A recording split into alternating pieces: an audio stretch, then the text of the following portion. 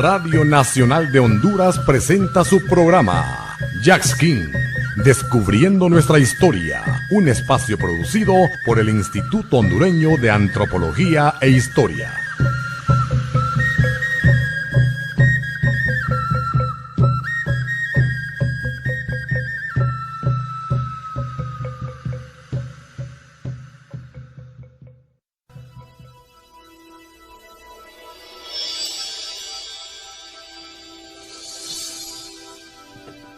Muy buenas tardes, sean todos y cada uno de ustedes bienvenidos a la primera edición de su revista radial cultural Jackskin, una producción del Instituto Hondureño de Antropología e Historia. Reciban cada uno de ustedes un afectuoso saludo de parte de su servidora Jamie Ávila. Me acompañan en cabina David Ochoa, tengan todos una cordial bienvenida. Y Johanna Burgos, sean todos bienvenidos y bienvenidas. Estamos muy contentos por este primer programa de la revista cultural radial Jackskin. ¿Qué significa Jackskin, Johanna? Bueno, Jackskin es una palabra de la lengua maya y significa sol naciente o amanecer. Sol naciente o amanecer. Y es muy importante para nosotros usar este nombre porque también es el nombre que lleva nuestra revista impresa, ¿verdad? Y lo usamos, ¿por qué? Porque es como un comienzo, ¿verdad? Es un comienzo, es abrir una puerta y es justamente lo que queremos con este programa. Abrir el conocimiento, dar conocimiento a nuestros radioescuchas sobre la importancia de la historia y del patrimonio cultural. Se acerca el 15 de septiembre, estamos a 4 días de celebrar el 15 de septiembre. ¿Qué celebramos ese día? Celebramos nuestra independencia. Nuestra independencia, así es, Johanna. Pronto estaremos celebrando el 193 aniversario de independencia, luego que durante 3 siglos estuvimos gobernados por el Virreinato de Nueva España. En esta lucha de la independencia, Honduras se unió a Guatemala, El Salvador, Nicaragua y Costa Rica. Vamos para ver si se independizó de España, si se independizó de México. Para eso, David, tenemos un invitado especial, Denis Portillo, que forma parte de la unidad de historia del Instituto Hondureño de Antropología e Historia, y también fue catedrático de la Universidad Nacional Autónoma de Honduras. Bienvenido, Denis. Gracias, muy amable, me siento honrado de ser precisamente el primer invitado. Agradezco nuevamente su invitación. Bien, Denis, ya que estamos en este mes tan importante para nuestra nación, el mes de las fiestas patrias, y creíamos oportuno pues hablar de este tema, y pues tenemos una pregunta. Empezamos con las preguntas ya para que nos despeje toda esta duda que tengamos. Claro, de la historia de esa época. ¿Qué significado tiene el 15 de septiembre para nosotros los hondureños? El 15 de septiembre no solo para nosotros los hondureños, sino para Centroamérica, porque precisamente no solo estamos celebrando la independencia de Honduras, sino de toda Centroamérica. Aunque hay que aclarar un par de situaciones que se dan en lo que es las actas de independencia, porque en realidad sí se habla del acta del 15 de septiembre de 1821, pero en realidad si uno vamos a hablar un poco de la parte histórica, no es la única acta que se da en esta zona. La del 15 de septiembre es la más conocida porque es la que todo el mundo sabe, que se reúne en el Palacio Nacional de Guatemala, en los poderosos de la época, las autoridades de la época, tanto los criollos, que los criollos eran los hijos de españoles nacidos en América, como las autoridades peninsulares, que eran los españoles nacidos en España, pero que venían aquí a ejercer la fuerza política, las de gobierno. La independencia de Centroamérica tuvo una característica muy especial, que no tuvo guerras intestinas, no tuvo guerras de independencia, como fue el caso de México, fue el caso de Sudamérica. España, Europa, y Francia y Estados Unidos también. Bueno, en Estados Unidos sabemos claramente que fue uno de los factores que impulsó las independencias en América Latina, la guerra de independencia de los Estados Unidos. En Francia no fue en sí una guerra de independencia contra otro estado, sino que fue una revolución interna contra las clases gobernantes de la realeza. Se necesitó, lo que quería acotar es que se necesitó de la fuerza. De la fuerza para que los pueblos pudieran llamarse libres e independientes de alguna u otra forma. En el caso de Centroamérica no sucedió eso, y también fue para la época tardía, porque ya para 1810 ya se habían declarado la independencia de Sudamérica, la mayoría de los estados sudamericanos actuales. En el caso de Centroamérica, insisto, que la del 15, para ser totalmente legalistas, decirlo de alguna forma, la independencia del 15 de septiembre es de Guatemala, de la ciudad de Guatemala. ¿Por qué? Porque quienes se reunieron en Guatemala fueron las autoridades guatemaltecas. Es cierto que Guatemala era la capital de la provincia, de la Capitanía General, pero no había representación de las otras provincias, solo de Guatemala. Al menos en el momento en que se dio. En el momento que se dio, el 15 de septiembre de 1821. Entonces, retomando la pregunta que me hacía David sobre qué significó para los hondureños, es interesante el hecho que en Honduras no se dieron cuenta de eso, ese 15 de septiembre. No nos dimos cuenta, pero No. sí, posteriormente la consideramos. Posteriormente Nos sí, sirvió. y fue considerada porque al celebrarse la reunión para redactarse el Acta de Independencia en Guatemala en 1821, el 15 de septiembre, se mandaron copias posteriormente. Pero esa Acta de Independencia tiene unos datos bien interesantes. Por ejemplo, una anécdota o algo que es único de esa acta es que no tiene el inciso 9. Del inciso 8 se pasa al inciso 10. Y se dirán, ¿por qué será? No fue por ninguna mala intención, sencillamente que quitaron un artículo y así lo dejaron. No, sencillamente que en el trajín, porque fue una declaratoria bastante rápida, bastante emotiva, muy visceral, que la gente afuera se reunió y comenzó a gritar independencia, independencia. Entonces adentro, en la Capitanía General, se sintieron presionados y dijeron, vamos a independizarnos antes de que nos hagan una revolución. Y qué más que nos independicemos nosotros. ¿Por qué? Porque en realidad sí fue una independencia de España. Fue una independencia directamente del Imperio Español, pero no hubo violencia. Por esa razón es que quienes quedaron en el poder fueron las mismas autoridades españolas, las mismas autoridades económicas que ostentaban esos poderes. ¿Se podría decir entonces, Denis, que solo cambiamos de Solo autoridades en ese momento? cambiamos de unas autoridades que ya fueron propias, que ya fueron criollas, de las autoridades españolas. Porque incluso después de esa independencia, el 15 de septiembre, cuando se firmó, quedó siendo el jefe de gobierno, por llamarlo de alguna forma, Gabino Gainza, el capitán español. O sea, lo dejaron. No hubo alguien criollo, él siguió siéndolo, con permiso de los que estaban ahí. O sea, en realidad las autoridades no cambiaron, siguieron siendo las mismas. Y bueno, se firma esa acta de independencia, como me preguntaba David también, ¿qué significó para hondureños? Les repito, ese 15 de septiembre los hondureños no se enteraron, y en el resto de Centroamérica, ni siquiera en las otras ciudades de Guatemala, como Quetzaltenango, se enteraban que estaba sucediendo eso en Ciudad Guatemala, porque eso solo sucedió en Ciudad Guatemala. Ahora bien, cuando esa acta de independencia del 15 de septiembre fue revisada, ya se le hicieron algunos cambios, y hay una acta de independencia revisada, llamémoslo, del 16 de septiembre, que esa es la que ya va correctamente estructurada. Y con los incisos. Y con los incisos y todo, y con el inciso 9 que hacía falta. Ahí sí ya lo estructuraron bien, y enviaron un correo a que recorriera Centroamérica con una copia de esa acta original, pero con la del 15 ya corregida. Con esa acta original enviaron un correo que llegó a San Miguel El Salvador, que llegó a San Salvador, que llegó a Comayagua, llegó a Tegucigalpa, llegó a Granada, a León, a Alajuela. Cada vez que llegaba a una ciudad de esas, en ese orden, venía un escribano de esa ciudad y copiaba a mano esa copia que llevaba el correo. La copiaba a mano. Luego el correo, cuando ya el escribano de esa ciudad terminaba de copiarla, se iba a otra ciudad. La copiaban igualmente a mano y así fue dándose. Entonces, por eso es que en Honduras, en Comayagua, oficialmente se enteran de la independencia hasta el 28 de septiembre. Que llega a Tegucigalpa. Y también que llega al mismo tiempo por la tarde a Tegucigalpa. La llegada de los pliegos de la independencia. De los pliegos, como digo, que era 13 una días copia. después. Exactamente. No digamos en Nicaragua y no digamos en Costa Rica, que creo que llegó en noviembre. Hasta finales De noviembre llegó a Costa Rica, llegó a San José. Entonces fue cuando oficialmente se enteraron ya de la independencia. ¿Y qué hacen esas ciudades? Jurar la independencia.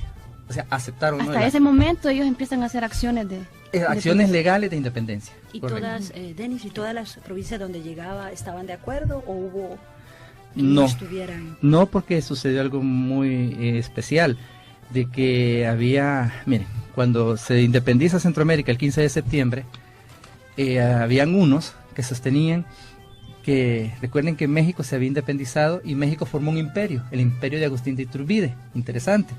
Entonces, algunos, especialmente los llamados conservadores, a los que eran más que todo autoridades españolas que los habían apoyado, decían que había que adherirse al imperio mexicano, pero los liberales, de pensamiento liberal, no confundir con la visión liberal actual, ellos eran pensamiento liberal más académico, en el cual ellos consideraban que las visiones tenían que ser más científicas, todas decisiones basadas en la ciencia, decían que no, que era una independencia absoluta.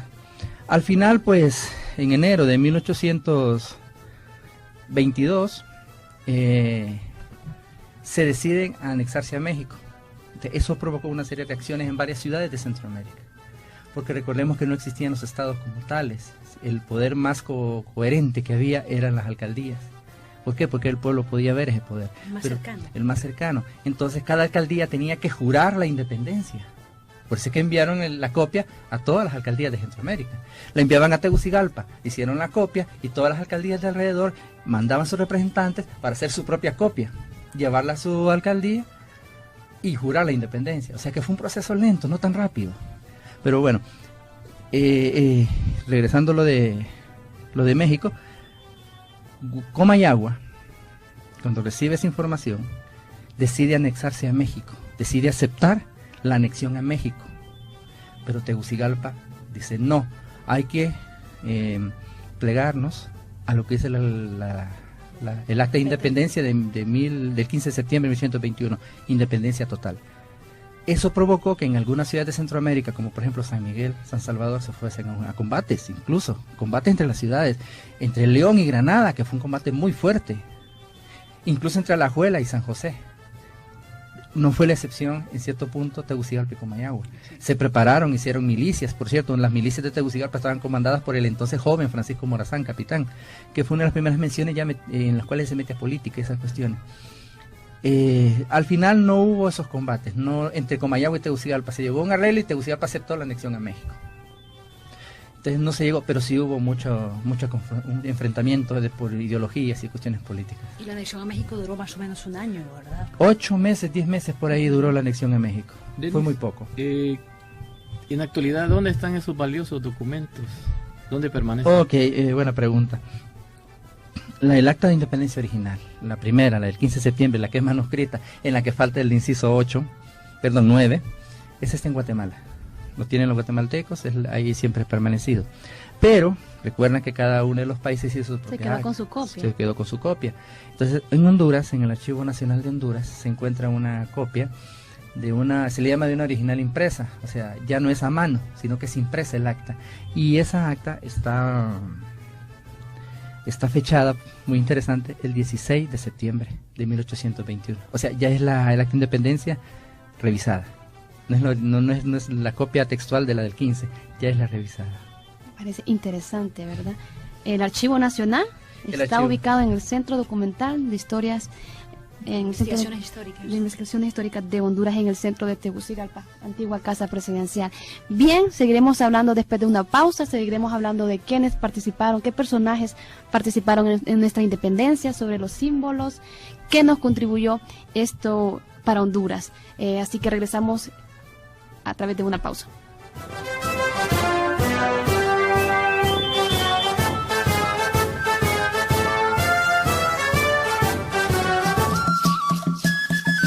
Escuche este y todos los jueves, de 3 a 4 de la tarde, Jax King, un programa producido por el Instituto Hondureño de Antropología e Historia, donde te informaremos cuál es nuestro patrimonio cultural y sobre todo cómo protegerlo.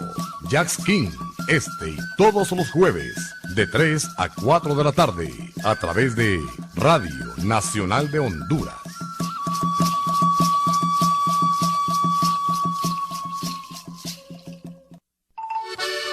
El sitio arqueológico Ruta El Gigante es un albergue rocoso y a la vez una representación cultural de Marcala La Paz. Ubicado en la aldea La Estanzuela, según la historia, este paraje ha sido habitado desde hace 9000 años aproximadamente. Presenta quizás el testimonio más antiguo de ocupación humana en territorio hondureño. Conozca más del lugar visitándolo.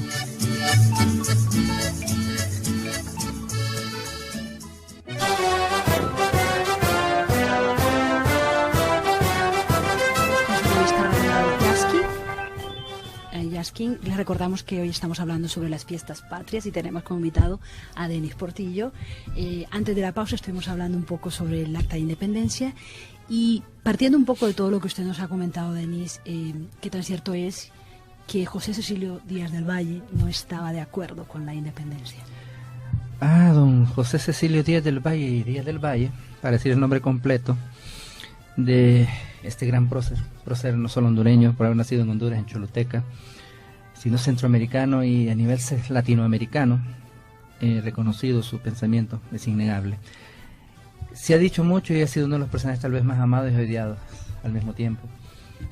Valle sí estaba de acuerdo con la independencia, eso es innegable. Él sabía y él le convenía, incluso porque era uno de los más grandes hacendados de la época. Él era uno de los que estaba partícipe de que le convenía tener la apertura económica para sus empresas, para su ganado, leche y todo lo que exportaba. Bueno, pero se le ha dicho que no estaba de acuerdo con la independencia, también es cierto. ¿Por qué? Porque él sostenía que Centroamérica no tenía especialmente la base económica y la base social y política para autogobernarse. Entonces, Denis, se podría decir que no teníamos, el pueblo no estaba educado ni preparado para asumir. Sí, ya hablábamos de que la independencia fue de arriba hacia abajo, fue de las clases gobernantes para evitar que la población de bajos recursos se sublevara y ellos mantener su statu quo. Entonces, por eso fue una independencia, insisto, creo que el mejor ejemplo es lo del inciso 9, o sea, fue tan apresurada la independencia que se les olvidó. O sea, se imaginan cómo estaban, de esa presión de independizarse ya. Necesitamos hacerlo, o sea, no fue tan pensada, se hizo posteriormente, se hizo. Ahora, pero Valle, sí, o sea, sí estaba de acuerdo al ser un pensador. Muchos dicen que era conservador, la verdad que Valle era de pensamiento muy liberal, bastante liberal. Incluso el hecho de que en su momento todavía lo llamaran el sabio era porque sabían la capacidad intelectual y de conocimientos que él tenía.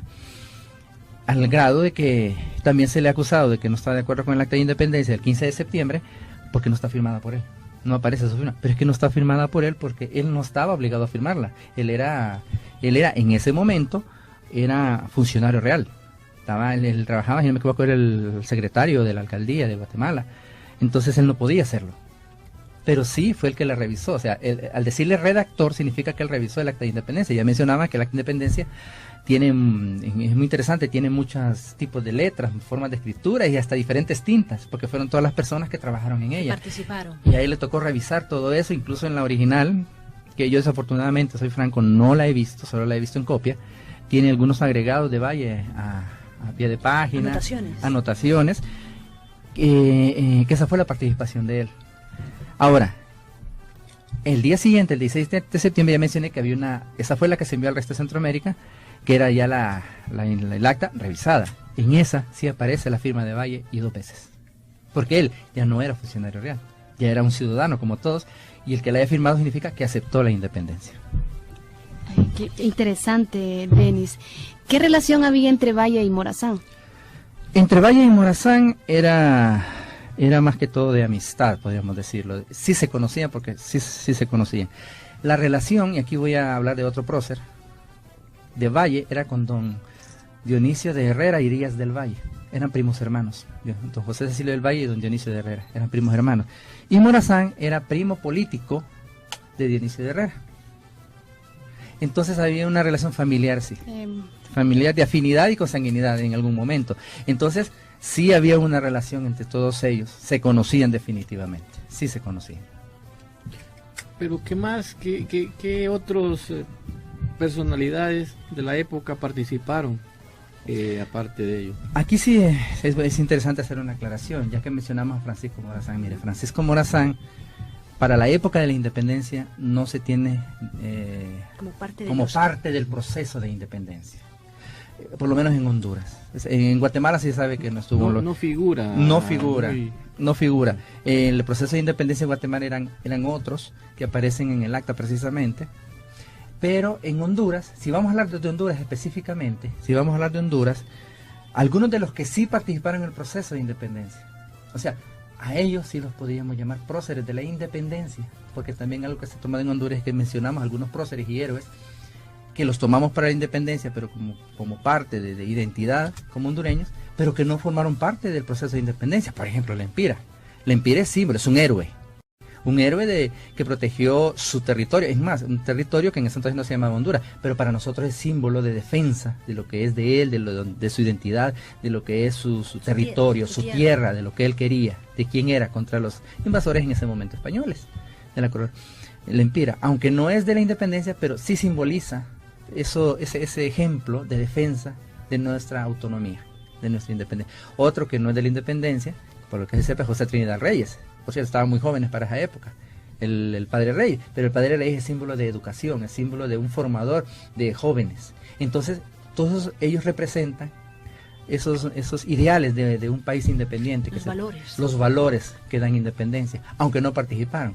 El mismo Francisco Morazán estaba muy joven para esa época, como decía. Pero ¿quién fue próceres de la independencia de Honduras? Esos como íconos de la independencia. Íconos que deberían de ser considerados y aparecer, porque fueron los que firmaron y estuvieron apoyando la independencia, incluso absoluta, estuvieron en contra de Comayagua, cuando quería anexarse a México. Algunos de ellos fueron don Diego Vigil, por cierto, que fue jefe de Estado más adelante, don José Francisco Borroy, Santiago Milla, José Esteban Milla, Francisco Javier Aguirre, el fray Antonio Rojas, Francisco Arita, Eduardo Salgado, Vicente Artiga, Juan Antonio Duarte y José Villacorta. Esos son algunos de esos, como yo le llamo, próceres olvidados, personas que sí trabajaron, incluso algunos de ellos estuvieron intentones independentistas antes de 1821, 1818, por ahí, 19. Hubo algunas intentonas en Honduras, en la primera que recuerdo fue en 1811, 1812 en San Salvador. En Guatemala hubo intentones preindependentistas también, incluso algunos de los que se intentaron hacer ya movimientos de independencia en Guatemala antes del 21, fueron llevados incluso a España presos. Entonces hubo algunos de ellos.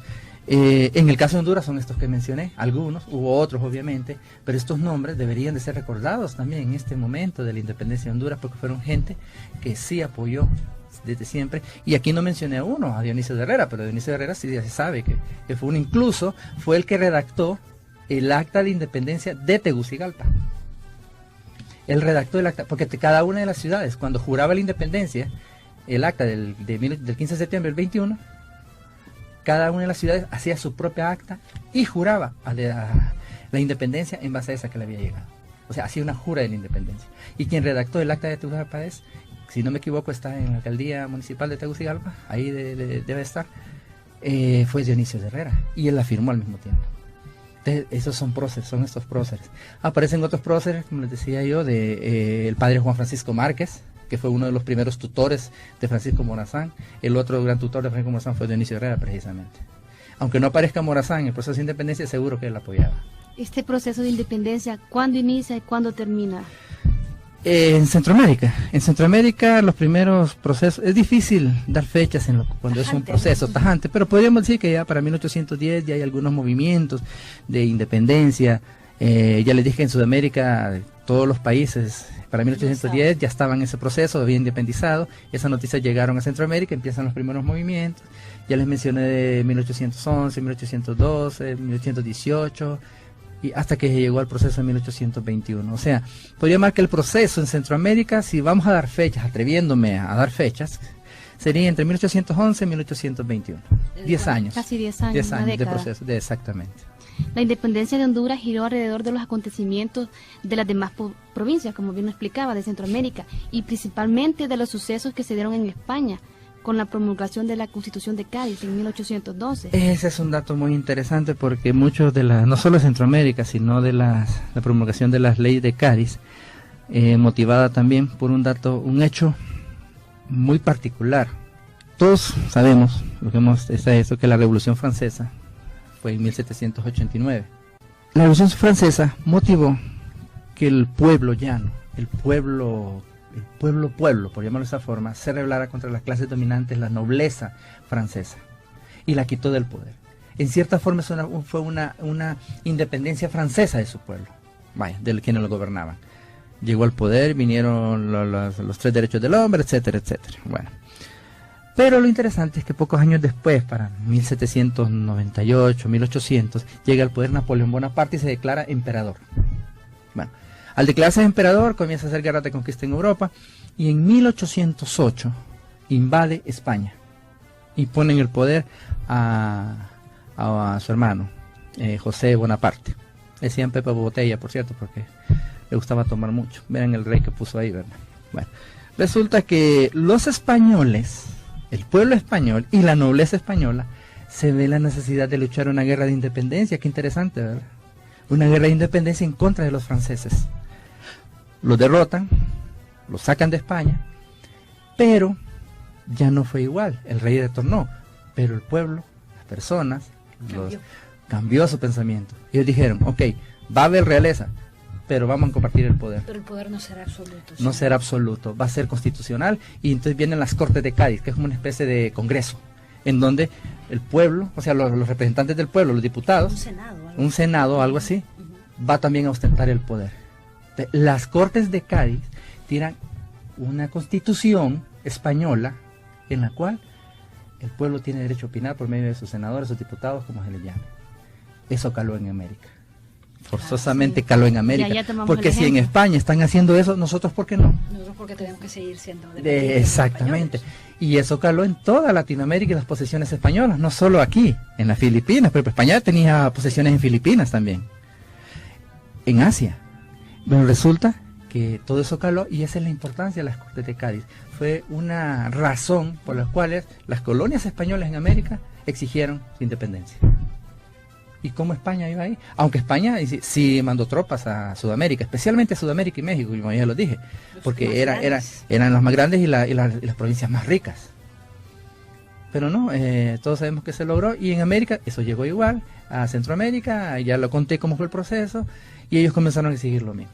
Y vino la independencia. Les voy a leer un dato. Lo que comentaba Denis de la Constitución de Cádiz, se estableció, a través de esta Constitución se estableció el sufragio universal, la soberanía nacional, la separación de poderes, la libertad de prensa, acordaba el reparto de tierras y la libertad de la industria, entre otras cosas. Estos problemas que se dieron en España, como bien lo expresaba Denis, fue lo que originó la independencia en Centroamérica. Influyó mucho, muchísimo. Sí, especialmente los pensadores liberales, que ellos decían que nosotros tenemos que tener libertad para reaccionar, especialmente nuestro pensamiento, y no podíamos permitir que alguien nos dictara qué hacer. Abrirse a no tener una sola línea, o tener dominio tanto en lo comercial, como lo decía antes, tanto lo comercial como lo social.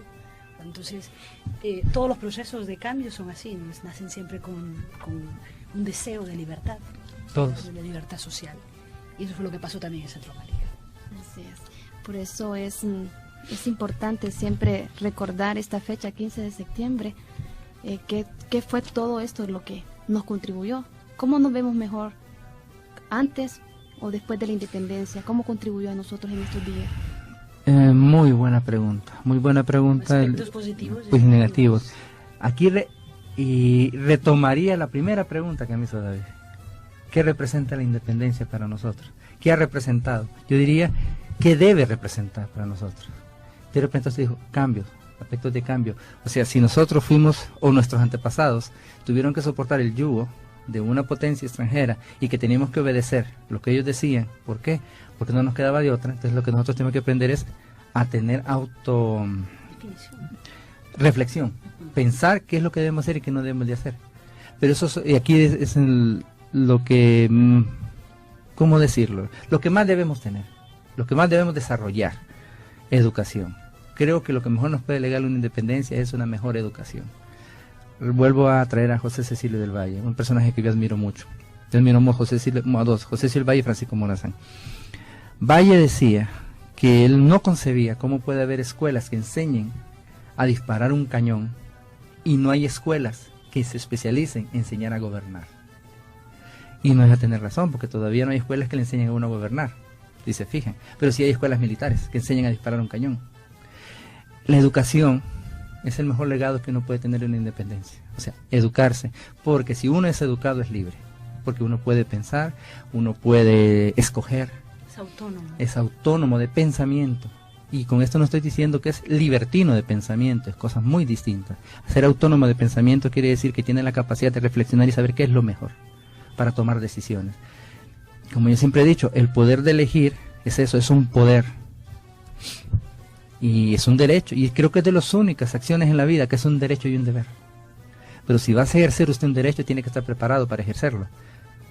Pero si está obligándolo a hacerlo, entonces quien lo esté obligando tiene que darle la capacidad de poder ejercerlo. Y eso se logra por medio de la educación. Entonces podríamos decir que la independencia es como nuestro primer paso para seguir evolucionando como sociedad, para tomar esa libertad con responsabilidad, educarnos y crecer como nación. Definitivamente, la independencia nada más que es el nacimiento de una nación, pero al ser el nacimiento de una nación es el nacimiento de todos como sociedad.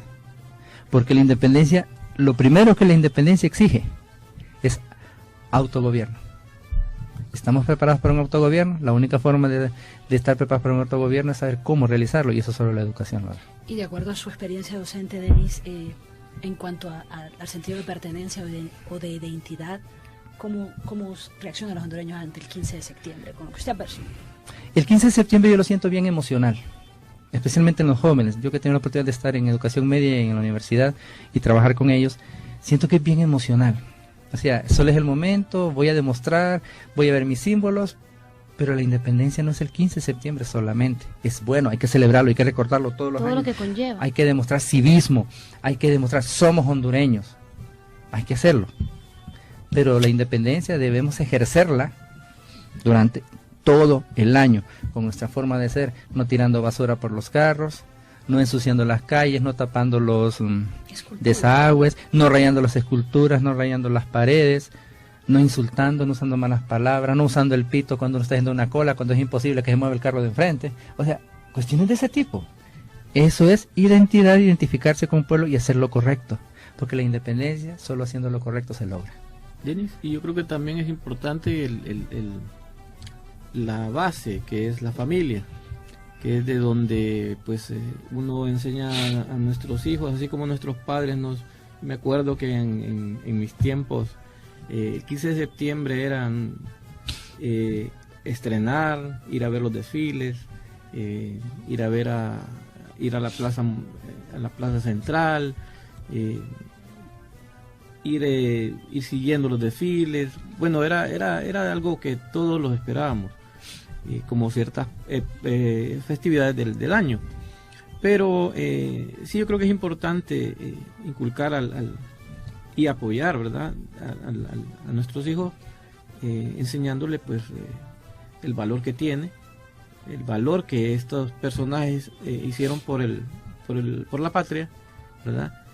Y siguiendo pues esa tradición que esperamos sea en un futuro pues algo mejor. Miren, que yo pienso a nivel personal que es un error creer que uno va a aprender civismo y moral en el colegio o en la universidad. El civismo y la moral se aprende en la casa, se aprende en el hogar. Uno lo desarrolla y aprende a entender esas formas, esos íconos que nos dan civismo, por ejemplo, los héroes y los próceres. Pero en la casa es donde se aprende ese civismo verdadero, de ser partícipe de una familia, y la familia es la base, todos sabemos sociología, de la sociedad, y la sociedad tiene que vivir en un territorio que se llama Honduras, y ese territorio es representado por un Estado, que es nuestro gobierno. Entonces todo va unido, pero la base de todo eso es la familia, y tiene toda la razón. En la familia está y radica eso que podemos sentir para un 15 de septiembre, o para cualquier otra celebración. En el caso de lo que tiene que ver con Honduras, de lo que tiene que ver con la patria, de lo que tiene que ver con identidad, es nuestro 15 de septiembre. O sea, no hay otra fiesta más alta que esa, desde ese punto de vista, como hondureños y centroamericanos. Bueno, siguiendo con esto de esa tradición, hay unos datos o unos momentos en la historia, ¿verdad? Creo que en aquellos tiempos, ya hablando de los desfiles, ¿verdad? Sí. Terminaban, por lo que yo he visto en las imágenes, en fotografías, terminaban en la Plaza Central. Ahora concluyen en el Estadio Nacional. Entonces, y en aquella época me imagino que eran pocas las bandas, y el tipo de, también todo ha cambiado, ¿verdad? Los procesos de cómo eran las marchas en aquellos momentos, qué tipo de música ejecutaban las bandas, porque ahora se ejecutan bandas, hay marchas y música popular, ¿verdad? Que esos son datos interesantes. Son desfiles más modernos. La cultura se recrea, ¿verdad? Hasta donde yo tengo entendido, los primeros desfiles se establecieron para la Reforma Liberal, en Tegucigalpa y en otras ciudades. La Reforma Liberal de Marco Aurelio Soto en 1876, que fue precisamente quien estableció el panteón de héroes y próceres nacionales para la independencia, como una forma de establecer, de afianzar esa identidad como hondureño. Román Rosa, el ideólogo de esa Reforma Liberal, junto con Marco Aurelio Soto, presidente, que fue quien la implementó, fue el primer biógrafo de Francisco Morazán, de Dionisio de Herrera, de José Cecilio del Valle, o sea, que tratando de dar esos íconos y esas personalidades a quien seguir como ejemplo de nuestra independencia, etcétera. La visión que tenemos de ellos. Que es la visión que tenemos de ahí viene, todavía se sigue manteniendo incluso. Ellos fueron los primeros. Ahora, inicialmente solo era toda marcial, o sea, al decir marcial es militar, banda militar. Yo creo que de la década de los 90, finales del siglo XX, fue que se comenzó a popularizar la música de alguna manera. Incluso hubo un momento en que ellos hacían esa, y el Central fue uno de los primeros institutos que comenzó a diversificar la música que usaba. El Instituto Central Vicente Cáceres, que por cierto está declarado también ya Patrimonio Cultural. En el 2001, por ahí lo declaró el Congreso. O sea que la institución del Central ya Es muy antigua, tiene 130 y algo de años, si no me equivoco, es el colegio, uno de los colegios actuales más antiguos del país. De Independencia, creo que en Santa Bárbara es el otro. Era marcial, pero, y el Central siempre, incluso el Central durante la época del gobierno de Carías Andino, marciaba hasta armado, con rifles. O sea, para que le dieran el nivel militar que le daban en su marcha. Ya después fue cambiando, se fue haciendo más popular, cuando fue dándose más apertura, hasta el grado que llevamos hoy, que pues utilizan prácticamente cualquier tipo de música. Y en ocasiones hasta se les olvida nuestra música popular, la nuestra, que yo creo que ahí sí ha perdido un sentido. Porque si es la independencia de la patria, tenemos que mantener lo nuestro. Reflejarlo. No importa que sea popular, pero que sea nuestro. Sí, sí. Al final que sea Afianzarlo nuestro. Afianzarlo que sea nuestro, correcto. Pero ya ponen otra música que ya no es nuestra. O sea, puede ser música popular, música moderna, pero que sean autores hondureños. Vaya. O ese talento que ellos tienen para ejecutar estas canciones, que se aplique en otras fechas. En otras Pero fechas. en las fechas de la fiesta grande de la patria, tiene que ser nuestros autores. Porque es nuestra fiesta. Es nuestra nuestra celebración. Esa es nuestra. Es la única verdaderamente nuestra, como yo le llamo. Denis, antes de que se nos termine el tiempo de este programa Jazzking, se me olvidaba preguntarle cómo murió Valle. Hoy estaba leyendo un artículo que decía que había muerto envenenado. Sí, se ha dicho mucho de la muerte de Valle también. Es que Valle fue un personaje tan amplio. Se ha dicho tanto de él. Incluso se dice que él murió envenenado porque Francisco Morazán no quería que llegara al poder, porque él quería seguir en el poder, porque recordemos que Valle aspiró 3 veces a la presidencia de Honduras. En la primera le hicieron un fraude electoral. El primer fraude electoral en Centroamérica, o sea que Centroamérica nació viciada. Manuel José Arce llegó a la presidencia, pero esa es otra historia. La segunda vez que fue a elecciones, le ganó Francisco Morazán, en 1834, si no me equivoco, por ahí. Perdón, en 1829 ganó Morazán, y ganó bien ganado. 1834, que es la segunda vez, gana Valle las elecciones, pero por desgracia muere. Hay un estudio muy científico, por cierto, muy científico, y me ha gustado mucho, que lo escribió en los años 70, en los años del siglo XX, el doctor Alfredo León Gómez, en donde hace un estudio de la posible muerte de Valle. No lo voy a decir todo, pero él llega a la conclusión que Valle murió sencillamente de un paro cardíaco y un paro pulmonar, porque el hijo de José Cecilio Valle posteriormente escribió cómo murió él, escribió todo lo que los síntomas que tenía, y en base a esos síntomas el doctor se estableció que él murió de un paro respiratorio y paro cardíaco. Todos los síntomas, que no fue de un solo, sino que fue progresivo. Murió joven, ¿verdad? De 50 y algo de años, 51, 56 años murió. O sea, sí, estaba joven en realidad. Bien, ha sido más. Ya no hay tiempo para más, lamentablemente. Es un tema muy amplio, muy interesante, el tema de las fiestas patrias, Johanna, que estaremos recordando este 15 de septiembre, el 193 aniversario de independencia de Honduras. A disfrutarlo en familia, con fervor cívico, ¿verdad? Y recordando nuestras raíces. Gracias por su atención y los esperamos en el próximo programa. El Instituto Hondureño de Antropología e Historia presentó su programa Jazzking. Agradecemos su atención y le esperamos el próximo jueves para seguir descubriendo nuestra historia. Recuerde, protejamos nuestro patrimonio cultural.